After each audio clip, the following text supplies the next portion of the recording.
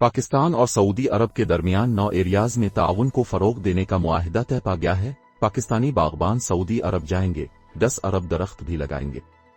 मुआहिदा के मुताबिक समुद्री अलविदगी के खात्मे, जंगलात की हिफाजत और नए जंगलात उगाने में मदद दी जाएगी, जबकि पाकिस्तान की नर्सरीज में पौधे तैयार करके सऊदी अरब भेजे जाएंगे। मुआहिदा के तहत फौरी तौर एक्सपर्ट्स वर्किंग ग्रुप बनाया जाएगा और डेटा और मालूमात के साथ साथ माहिरीन का तबादला भी किया जाएगा। वजीर आजम सऊदी वली अहद के ग्रीन विजन को आगे बढ़ाने पर भी इत्तेफाक हो गया है। पाकिस्तान और सऊदी अरब माहौलियाती आलूदगी से निपटने में ताआवुन करेंगे, जबकि मालियों समेत मुतल्लिका शोबे के हजारों पाकिस्तानी मजदूर सऊदी अरब जाएगी। मुआहिदा के तहत सऊदी अरब के सहराओं और रेगिस्तानों को सरसब्ज बनाने के लिए पौधे लगाए जाएंगे।